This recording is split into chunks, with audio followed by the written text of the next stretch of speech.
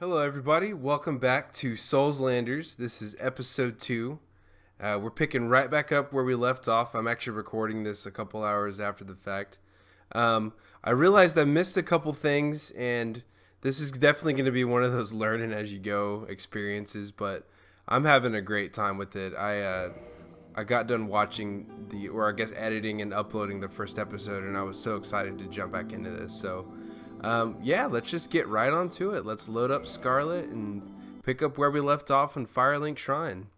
If you like what you see here, just subscribe, comment, hit the like button, dislike button, notification bell, or just, uninstall everything off your computer, throw your computer in the trash. It doesn't really matter to me, but just do something after you see this video.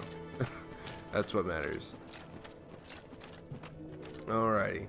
So we left off, I just came down here to show this elevator and just to kind of like the different places you can go from Firelink, but I actually missed a little bit of an area that a lot of new players get stuck in because it's really easy to confuse this for the first area of the game. So let's wander on over here. Can we hear him right now? Sure.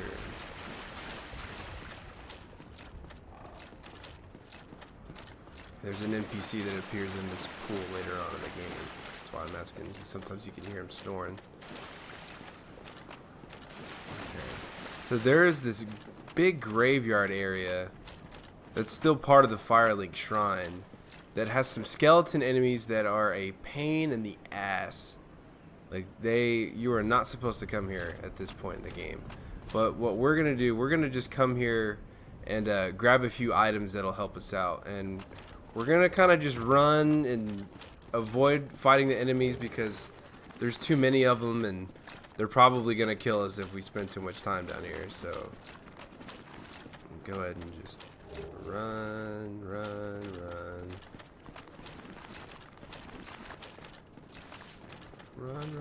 Yeah, there's a big guy there. Oh shit, we want to run this way. Grab this thing. Binoculars, that'll help us catch a view. Oh shoot. Alright. So, really easy to... Oh my god, see that's the place where you can get stuck. Holy shit, is this our first death? Not with that attitude. Yep, we already fucking died. Yep. That's Dark Souls. Wow. See, I actually haven't played this in a little while, so I'm there. That's what's good though, is you're gonna get to see a lot of those organic kind of character death moments where we've died and now we've lost our 2,300 souls. We don't have any more humanity, but we can get it back if we can make it back to where we died and touch our bloodstain. We can recover our lost power, because it's all about being powerful in Dark Souls. All right. So we pretty much need to run, grab our power, and then make a beeline back this way. And we'll pretty much be done with this area. But let's just take a minute to look around at this scenery. Like, oh my goodness. I just love it. It's so eerie and mysterious. It's like, it feels empty, but there's just something about this lonely, dreary world that just draws you in every time. And there's our little bird friend from last time. He's chilling up there.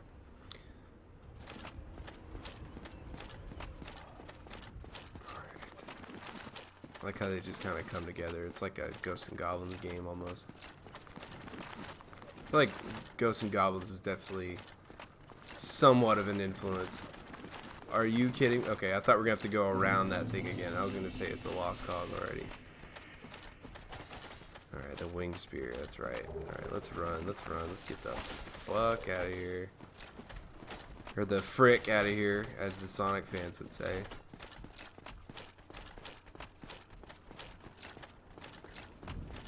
Yeah, they're still running after us. Yes, some enemies, they chase you down like forever. You just keep on running. And enemies, they're always going to respawn. They're always going to... It doesn't really matter. You don't have to kill every enemy every time. Holy shit. Nah, he doesn't want none. You gonna back off, son? Yeah. So they have this weird programming where you can kind of re-aggro them if you get close enough, but they'll slowly just walk backwards to where they came from if they get to a certain point. Alright, so what did we grab? Oh shit! See? He changed his mind. Let's backstab him. See, the backstab didn't do a whole lot of damage to him. That's how high level these skeletons are compared to where your character's at when you first start off. And just keep fucking backstabbing these things. It's all about being patient. You don't want to rush it. Enemies do have a pretty significant amount of invincibility frames after they hit the ground. So you can't just go in and start attacking them like immediately. Oh, too early. I'm gonna get that down. Are we gonna die again? Do we suck this bad? Shit. I do not like our shield at all. Okay. Very rough playthrough so far, guys. But I'm not sorry about it. I was kind of apologizing for things in that first video, and I'm just like, fuck that. This is my playthrough. Okay. So, we can't use the elevator right now, but we can drop down there. It looks like it would have been a death. And there's this little secret area with some items we can get. Homeward Bone. The Morning Star, and we don't have to pay for a talisman like that guy was trying to sell, so we can get one for free. And the cracked red eye orb. And then what's over here? What's over here? Woods talisman. Alright. So I'm gonna open, let's just read some lore. Let's get some story going. So the cracked red eye orb, this is an online play item. To invade another world. Defeat the master of the world you have invaded to acquire humanity. Like I talked about in the last episode, and the Crestfallen Knight told us, we can invade other players' games if they're in human form and challenge them to a duel. And if we kill them, we're going to get a bunch of souls, and we're also going to get a humanity. And, you know, it's really, the humanity's not that important unless you're just trying to stack it, because there are some weapons that scale with it, like some certain boss soul weapons. But really, like, you don't have to use this cracked red eye orb for too long. If you go find enough dark wraiths, you can get the regular red eye orb and do that. The cracked red eye orb allows players to temporarily imitate this ability normally limited to dark wraiths of Cath. So that's what I was talking about earlier, that if you kill the dark wraiths, you'll get a red eye orb. I think so. I don't remember exactly where.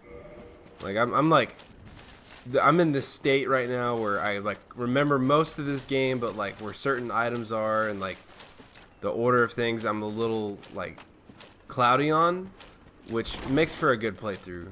Honestly, I wouldn't want to. I'm not trying to make this like a look at me, I'm the expert of Dark Souls playthrough. I'm definitely, this is more. I want this to reflect what your experience might be like if you want to try this game out, or if you tried it out and it wasn't for you. So let's go ahead and rest at the bonfire. I want to show and go over the stats a little bit. Okay, so we've got 2,400 souls, and we need about 600 to level up. So that means we can get 3 levels out of it. So we got Vitality, which you can look and see what stats will increase by what turns blue. So that's going to be our HP. Attunement's going to be our attunement slots for magic. I think I'm good with 2 for now. Endurance is going to be our stamina. That's very important. The more stamina you have, the more attacks you can pull off, the more just you can dodge more. Like stamina and vitality are very important, especially early on. Strength's going to be our for weapons that scale with strength. Dexterity is going to be for weapons that scale with dexterity. Resistance is going to increase our defense and also our poison resistance over there on the right. Intelligence is going to increase mainly our spells and things that scale with intelligence. Like there's certain you can bless and enchant certain weapons to scale with like faith and intelligence and things like that. So yeah, but faith is going to be miracles, intelligence is sorceries, and so on and so forth.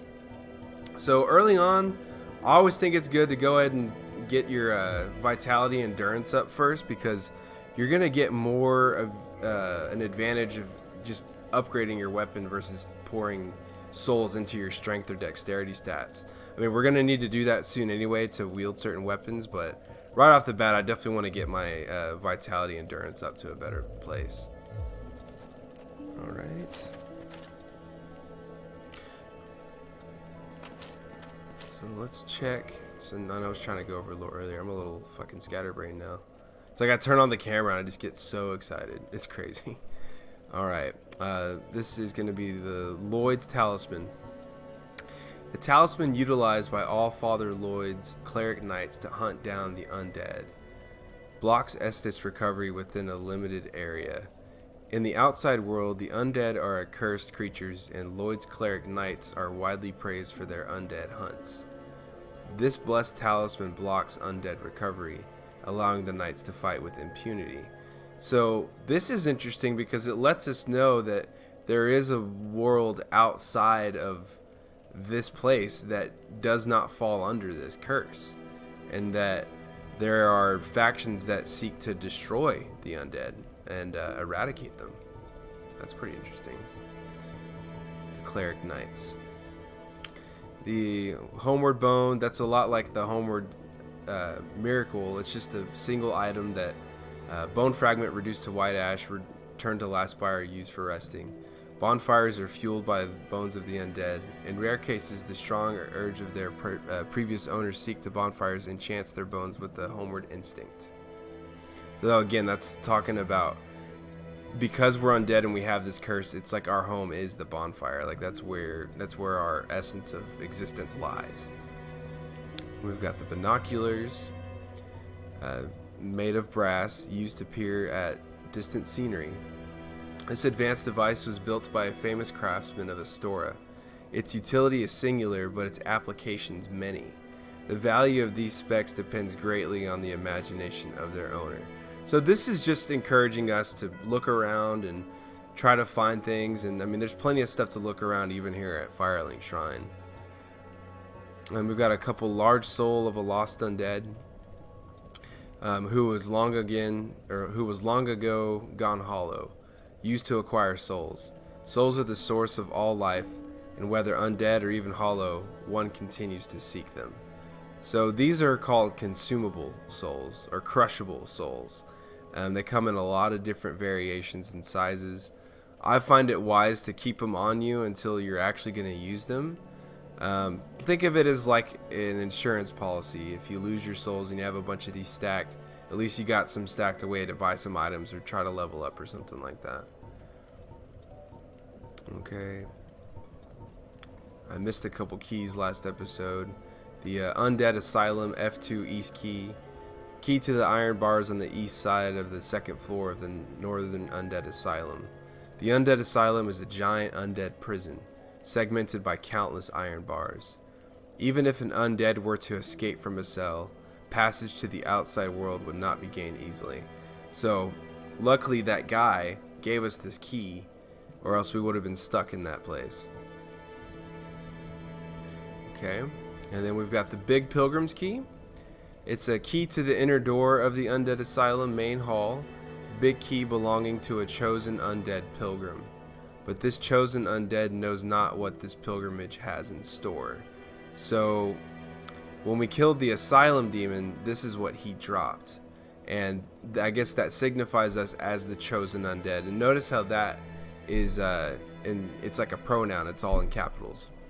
That's because that's what we're referred to as.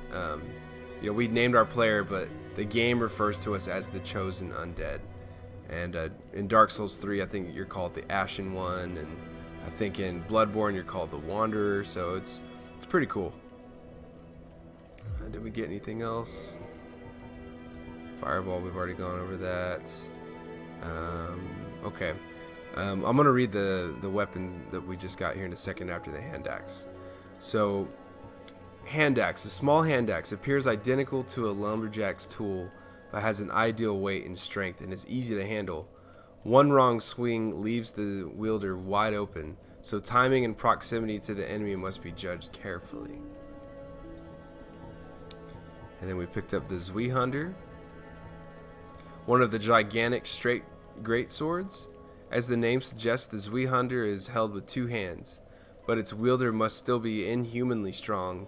It is this great weight that sends foes flying when hit solidly. And if you look under required parameters, we need 24 strength to wield this, but I think we can actually, I want to say we can wield it two-handed right now. Let me try it. Not yet. Okay, I think we need to get our strength up a little bit more to two-hand this. Because right now, look, it says our right weapon one attack is only 20. And what's funny is like the actual animation of the character, like he can't even like do anything with this. Completely worthless. I've always loved that little touch that they put on it. Let's check out the Morning Star. It's a hammer with a sharp spike on its pommel, one of the more barbaric cleric weapons. Uniquely, this hammer inflicts thrust damage and causes bleeding. So this is a weapon used by clerics, and there's some cleric NPCs later on that we fight that use it, so that's pretty cool. And then we've got the Winged Spear. It's a long-hilted spear with a barbed point, long reach, and can be used with the shield up. Effective against hard exteriors and hits for high damage at the right moment of an enemy's swing. But the hit radius is small and it is easily blocked by shields. Very cool. We don't quite have the stats for that. I think we're just going to stick with our small hand axe for now. But let's check out the lore of the Pyromancy Flame. It's a flame medium used by great swamp pyromancers, which is us. Pyromancers arouse this flame to produce various fire arts. Equip Pyromancer Flame to produce Pyromancy. Attune. Okay, whatever. We've already read that. My bad. Oh, is there anything else I missed? I just want to be thorough. I don't want to miss anything. And I'm taking a lot of time to read because I missed some stuff last episode. But alright, we are good to go. I think we're finally going to start the actual game now. We've done a lot of preliminary exploring and explaining, but I'm just trying to explain the game to people that have never played it, you know, and this might make you want to play it. You might just prefer watching me play it, but either way, I mean, you're getting a full experience out of this. So these guys are pretty easy to backstab. So this guy, he's throwing these bombs. And the way that they have this designed right here, it's kind of hard to see that there's someone up there throwing things because he's hitting that ledge initially. And so that makes you think that you can walk over here and just start fighting this guy, but we definitely need to draw him back. And that is one of the key things in Dark Souls, is you want to draw enemies away from groups or traps. You don't want to run in and fight guys, you know, more than 2 at a time. Ideally 1 at a time, like as much as you can do it. We're going to go take care of these guys first. We're going to take care of Tom Brady up here.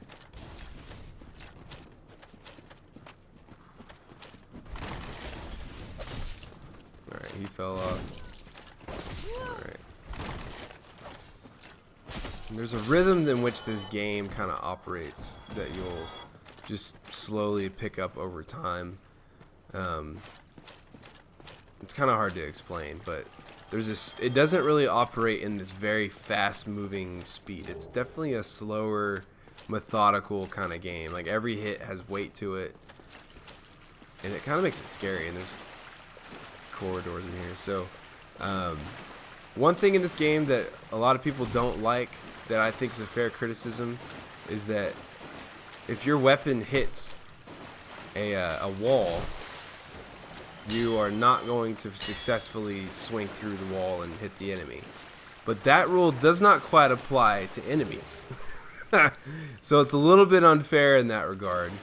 I think it's a fair criticism of the game, to be honest with you, because the game's very grounded in its own rules, and that seems to be one that it just breaks on the game's behalf and just fucks you over on.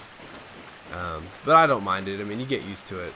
But yeah, so when you're in these tight corridors, certain attacks are not going to work too well in here. You're going to want to do more of your, and it depends on the weapon they're using. So I'll explain that later on. I don't want to get too lost in the weeds. Let's get to the Undead Burg.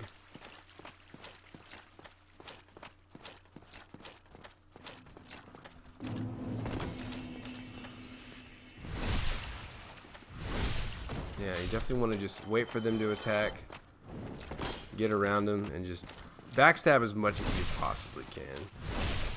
That's how I play this game. Get those parries when you need to. And this takes a lot of practice to get all this down. You'll get it. It's all about learning the layout of the levels and learning what the enemies are going to do, and you're almost thinking like 2 or 3 steps ahead most of the time. So that was cool. Let me show a little bit more of the different stuff you can do with the combat. So we've got our regular R1 attacks, and we've got our R2 attacks as well. What's this guy doing? Is he coming for us? Did we pull? I don't think I've ever pulled this enemy over here. Look at this guy. He's being so explorative.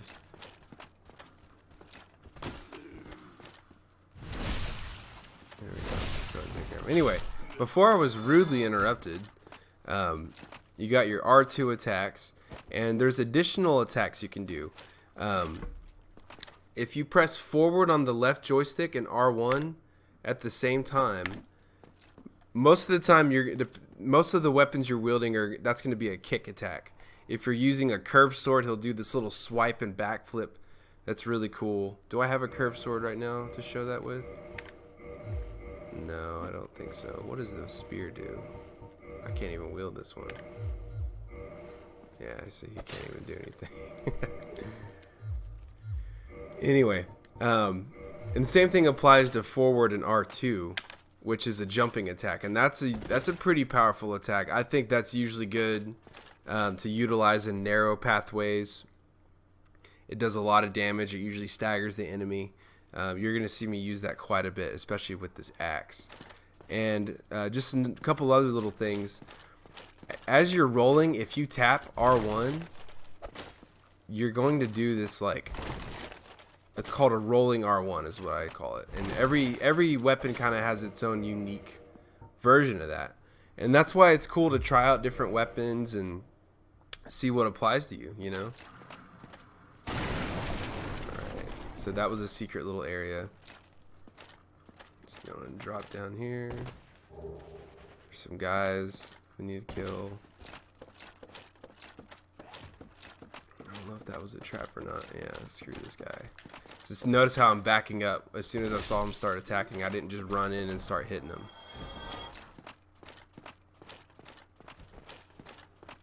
This is definitely like a survival game, you know? Just in the way that you have to conduct yourself. It's not just a run around action fucking Nirvana. And I love those kind of games, like Devil May Cry and God of War and Bayonetta. Those are amazing games.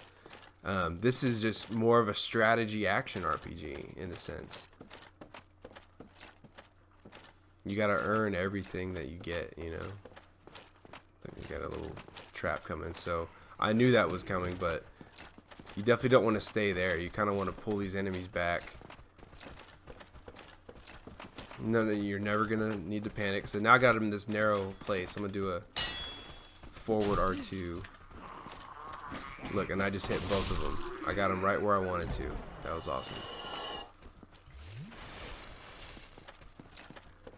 I got lucky on that one. Alright, it's coming back to me. How many of you guys are there? Yeah, just remain calm. Every little strike you do. Rubbish. What is this? Rubbish with no value. Who in their right mind will bother carrying this around? Perhaps you need help. These games are funny, dude. The people that make these games have a sense of humor like no other. Okay. Did we get everything over here? Yeah, so this is just a little side area.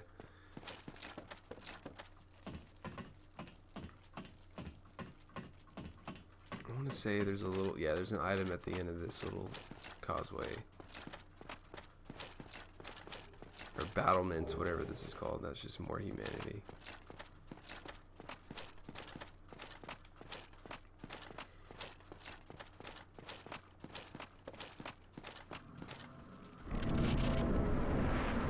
Okay.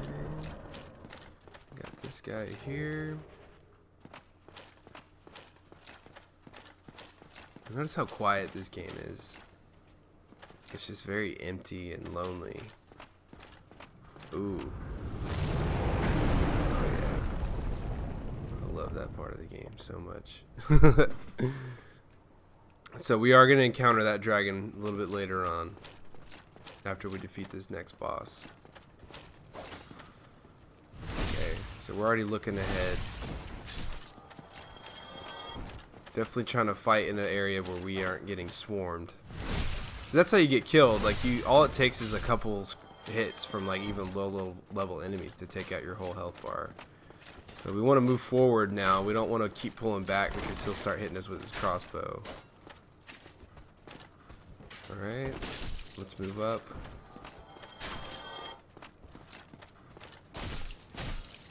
Take him out. And there's the bonfire over there, but we're gonna wait. I'm gonna show the rest of this Undead Burg before we go light that. Hopefully I don't die. I mean, it is what it is if it happens. Alright, these guys are a little bit tougher. The Spear Hollow Knights that have the shields. They actually have very good shields. But one way to take them out is just fucking throw this fireball at them, man. That shit fucks them up. And this is what people refer to as Dark Souls on easy mode, is using magic and pyromancies and things like that. I actually didn't really use it a whole lot on my first playthrough because it was so complicated to me. I was like, I gotta get the actual basics down before I start throwing magic everywhere, but I was wrong. I mean, it makes it a lot easier. Let's take this guy out first. Nice. Okay. So we actually have an NPC over here. The Undead Merchant. Now, you seem to have your wits about you. I trade for souls. Everything's for sale. Alright, let's see what he's got. Repair powder. Lightly enchanted golden powder. Repairs weapons equipped in right hand. Use of a weapon depletes its durability, eventually rendering it ineffective. Repair powder is a precious method of repair on the battlefield as it obviates the need of a repair box. So your weapons do have durability and they can break. Some weapons are less durable. So it's helpful to have a lot of this on you. And there's even some spells that you can use that'll repair your weapon for you. But I've never wasted an attunement slot on the repair spells. Alright, we've got throwing knives. Used as a projectile, throwing knives have limited range and accuracy compared to arrows, but offer a quick and easy ranged attack. Undead who lack other means of ranged attacks will do well to stock on a few of these. So if we weren't using magic and we didn't have a bow or anything like that, sometimes it's nice to just have some throwing knives on you. They don't do a lot of damage, but it's a nice thing to have if you just need to get a little bit of damage off somebody, like the last bit, and they're far away. It's sometimes it can save you in a pinch. Even better than that, though, is the firebomb. It's a bisque urn filled with black powder. Explodes, inflicting fire damage. Relatively powerful ranged weapon, especially in situations calling for fire damage. A very precious item at low levels. Many warriors use these to augment their strategic repertoire. We got Lloyd's talismans again. And then a really interesting item called the Dried Finger. Online play item, Dried Finger with multiple knuckles. Used to strengthen connection to other worlds, allowing the summoning of a third phantom, but also a second dark spirit. Also makes the summoning of a dark spirit occult occur earlier. Used with caution. So this is an item you use to basically boost your, I guess, matchmaking availability. You can normally summon 2 players to come help you, but if you use the Dried Finger, you can summon a third. But that also means up to 2 players can invade you. So a lot of folks that are in the PvP community love this item because that's just they just want to have battle royales basically. So that's really useful for that. Then we've got the orange guidance soapstone. This is the item we're going to go ahead and buy this because that's what we need to write messages and rate them as well. Okay. We've got the residence key to a residence in the Undead Burg. Simple, sturdy design of the locks in the burg keep out unwanted visitors, but this is a standard key in these parts and will open several residences. I think the master key will work for most of the doors that this opens. There's some doors the master key does not work on. It's not quite a master key. If anything, we'll just come back and buy it later. I don't want to spend 1,000 souls on it right now. Repair box. Specialized mortar used to repair weapons and armor by grinding their repair powder. Rest at a bonfire to make weapon and armor repair possible. Repair powder is fragile and cannot be taken along. So this is basically, when we buy the repair box, we can take it to the bonfire, and every time we rest at a bonfire, we can now repair our own weapons. It costs a little bit of souls to do that, but at least we can do it anywhere. The bottomless box. So this is just an inventory box that once you buy it, it stays at the bonfire. Peculiar bottomless box. Its origins are unknown. Some deride it as a symbol of unbridled avarice. Any number of items can be deposited into the box, and items can be managed while resting at a bonfire. That's interesting that they call it a symbol of unbridled avarice, because there is an item, a helmet we can wear later on called the symbol of avarice, which is the big treasure chest that we wear as a helmet, basically. It's really weird. We'll see it later on. Okay, and we've got the dagger, the short sword, the scimitar, the rapier, the hand axe, the club. I mean, there's a lot of weapons and shields here. Let's go ahead and read all these descriptions. The dagger. This standard small dagger has only a modest attack but can be jabbed in rapid succession and is effective in critical hits such as after a parry or when stabbing in the back. With both slash and thrust attacks, this dagger is useful in various situations. Short sword. This is a small, straight, short sword, and it's widely used to an extent only matched by the long sword. An accessible sword which inflicts consistent regular damage and high thrust damage, making it applicable to a variety of situations. And then we've got our scimitar. Small curved sword. Each hit inflicts little damage, but fluid chain attacks are deadly. The scimitar's sharp slashing attacks are effective against cloth and flesh, but not against metal armor or tough scales. So I think the curved swords are good against your more, like it said, fleshy enemies like the undead and a lot of the creatures and stuff like that. But if someone's got a lot of armor, we definitely want to use more of like the thrusting weapons or like an axe. And we've got the rapier, a standard thrusting sword. Regular one-handed attack can be delivered with shield held up, can parry with use of left hand. Thrusting attacks pierce and are effective against foes with hard exteriors, but the wielder is left open to damage after a swing. And we've already read the hand axe. The club is a simple wooden club. This simple bladeless strike weapon is effective against most foes, is easily handled, and can break the guard of a shield. However, a single miss makes one wide open, so timing and proximities are critical. And we've got the reinforced club, a club with leather nailed to the pommel. The Burg Undead Merchant proudly peddles this club, but its reinforcement is shoddy. Indeed, its attack is stronger, but the club is no longer dependably sturdy. So if we look under durability, it's 100 versus the club being 250. But its base damage is 97 versus 87 on the club. But looks like the club has way better scaling with strength. So if I was going to use one, I think in the long run, the regular club would probably be better than the reinforced club. But if we're a new player starting out, this is going to give us more of an advantage up front. And we've got our spear. The standard spear used commonly by soldiers. Long reach and can be used with shield up. Effective against hard exteriors and can hit for high damage at the right moment of an enemy swing. but the hit radius is small and it is easily blocked by shields. A lot like that wing spear. We've got the short bow. Small bow, standard projectile weapon. Equip arrows to use. Hold bow and press L1 to aim. Aim for heads of humanoid foes. Press L2 and R2 to change arrow type. And we are actually going to go ahead and purchase that because we're going to use it later on to get a cool weapon. Alright. We've got the east-west shield. It's a wooden shield decorated with the ancient symbol of a double-headed eagle painted yellow. Wood shields are lighter than metal shields but with lower physical damage reduction and reduced shield stability.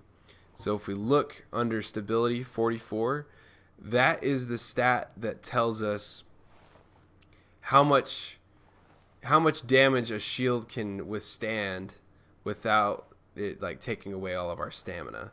So the more stability that a shield has, the more damage you can take with it without it breaking all your stamina away. We've got the small leather shield. It's reinforced in critical spots with metal. Small shields are always less stable, but landing critical hits after parry is easier. So when we press L2 and did our little parry strike, when we have these small leather shields, there's actually a greater amount of frames that will land that successful parry.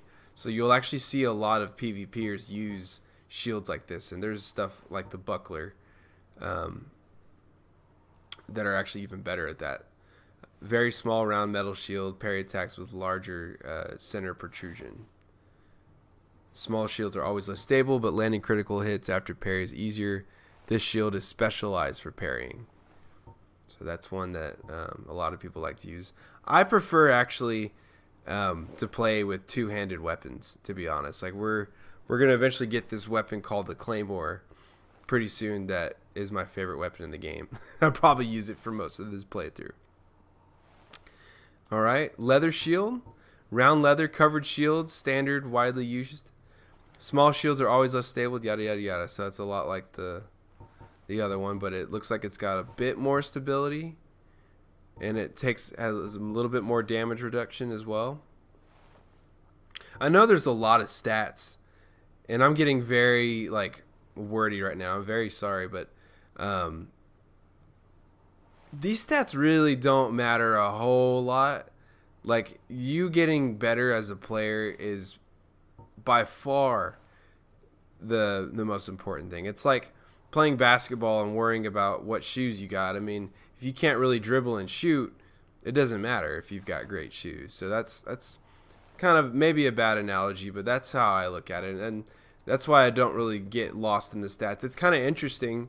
Once you know what they mean and how they apply, you can start testing other things out. But I think for a new player, I don't think you're going to need to worry too much about a lot of this stuff. And we're not going to buy a lot of these because we're going to be able to pick up a lot of these weapons for free throughout the world very soon. Heater shield, small metal shield, and standard. It's a standard and widely used. This shield is easy to use and is one of the smallest shields that offers 100% physical damage reduction.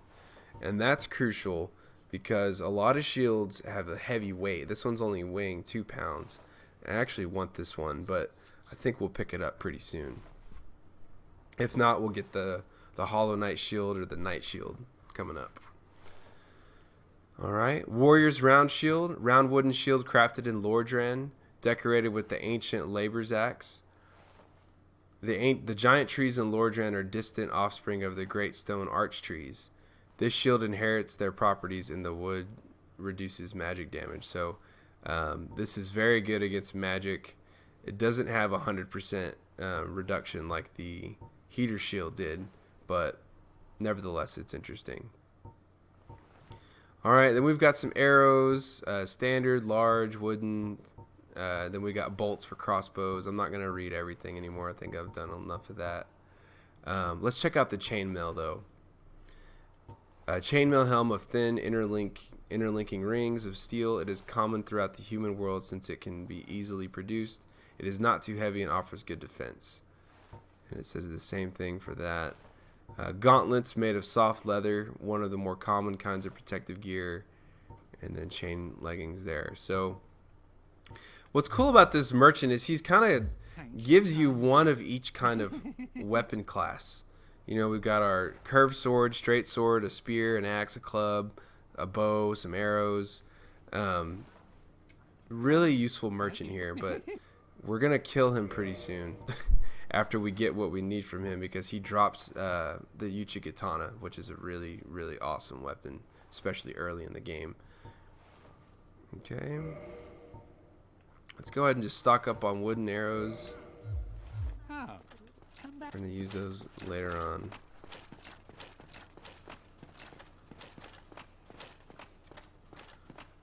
Alright. Draw enemies back.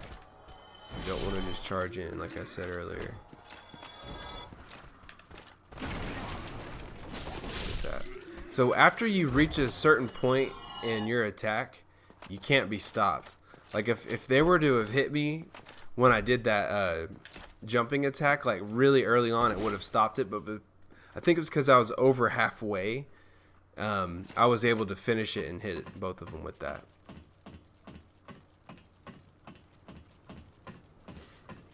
Alright, and there's an item over here. The throwing knives. See, like, we didn't have to buy those. We just pick them up right over here. And let's just jump. Look at that. We should be in the Olympics for the long jump. The Lordran Olympic long jump team. Alright, we got a light crossbow. Let's see if there's any lore on that. Standard crossbow you issue to soldiers, while bows require both hands. A crossbow is held in one, but arming each bolt takes time. So just like in real life. Okay. So that's it for there. I think we're ready to go to the bonfire and just go ahead and light it and take a little rest. Oh, I think we can take the master key. No, we don't need a key for that one. And we've got a wooden shield. Check it out. We didn't have to buy one over there. Vertically elongated wooden shield decorated with a white dragon. Wood shields are lighter than metal shields, but with lower physical damage reduction and reduced shield stability. So we're going to go ahead and equip this one for now. I'm hoping that one of these Hollow Knights drops their shield soon. That's actually a really good shield to use for a lot of the game, or at least early on. Let's go ahead and light our bonfire. Take a little rest. And since we do still have some humanity, let's go ahead and reverse our hollowing. Become human form again. And kindle it so that it heals up to 10 heals on our Estus. Yeah, that's what I like to see. Next episode, I'm going to finish the rest of this Undead Burg area. There's not much left. And we're going to fight the Taurus demon. So thanks for watching. I'll see y'all on the next one.